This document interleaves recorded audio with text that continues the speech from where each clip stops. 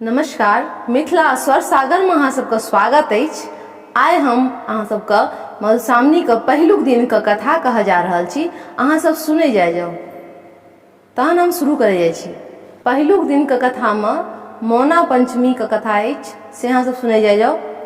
एक दिन एकटा बूढ़ी स्नानक हेतु पोखरि गेलथि आ देखलखिन कि धार में एकटा चिकनी पात पर 5टा किछु लहलहाइत अछि, जो जीव विषहरा छलथि हँ। ओ जीव बूढ़ी से कहलखिन जे हे बूढ़ी, गाम जाकर लोक सबको सूचित कऽ दियौन कि जे आइ मौनी पंचमी छै, से लोक सब अपना घर आंगन के नीप कर पवित्र क स्नान कर और 5टा माटिक आकृति बनाकर ओहि में सिंदूर पिठार लगाकर दुभी धान साइट देथिन आ हुनका पर नेबो नीमक पात आ कुश चढ़ा देथिन।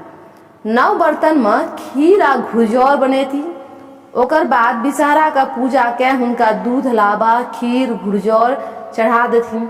अपनो सब नेबो नीम खीर घुरजौर के सेवन करैत।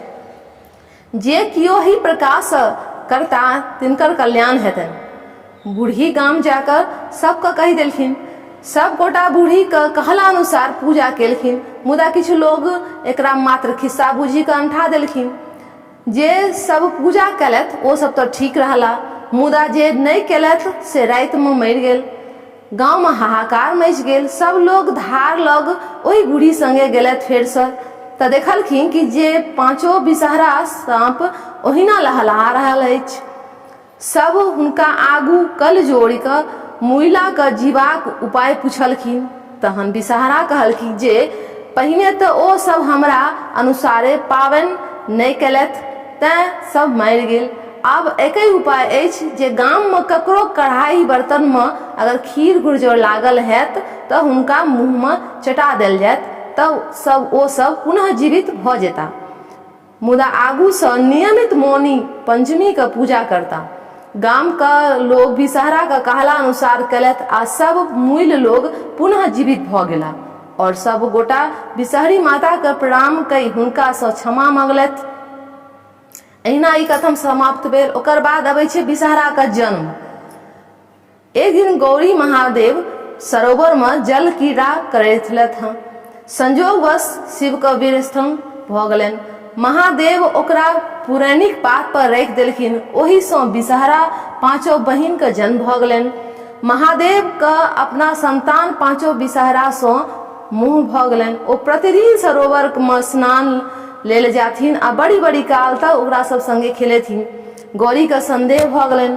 ओ एक दिन महादेव के पाछू पाछू सरोवर तक गेलथि आ ओतै शिव के हुनका संगे खेलाइत देखैत हुनका क्रोध आबि गेलनि आ तहन ओ विषहरा के फेंकऽ लगलथि। तखन महादेव हुनका बुझेलखिन कि ई से छथिन से अहीं के बेटी छथिन आ कल्याणकारी छथि।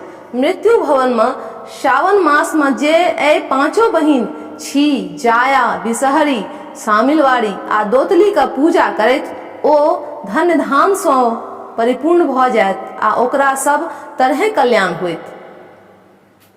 ई भेल अहाँ के विषहरा के जन्मक कथा। आई कथा सुनला के उपरांत बाचो बिनी अवश्य सुनी। बाचो बिनी छी से सुनू। पुरैनिक पत्ता झिलमिल लत्ता, ताही चढ़ी बैसली विषहरी माता, हाथ सुपारी खोइचा पान, विषहरी माता करती शुभ कल्याण। देवता सबका प्रणाम करी, बिनी का पोटरी कलश पर राखी, सब ज्येष्ठ का प्रणाम करी, पूजा वाला साड़ी के खोल के राख दियो जकरा दोसरो दिन पहिरबाक रहे छै। और साँझ कोहबर के गीत गायल जाय छै। अहिना मधुश्रावणी सँ एक दिन तक पूजा कथा आ बिनी होइत रहत। ई छला हमर पहिलुक दिन के कथा। अब दोसर दिन के कथा हम अहाँ के दोसर वीडियो में कहब। नीक लागल हुए तो लाइक और शेयर अवश्य करे जाओ। नवका श्रोतागण सब हमारे चैनल को सब्सक्राइब करब और कोनो अगर त्रुटि हुए तो कमेंट में अवश्य लिखे जाओ। तहन अहाँ सबका बहुत बहुत धन्यवाद।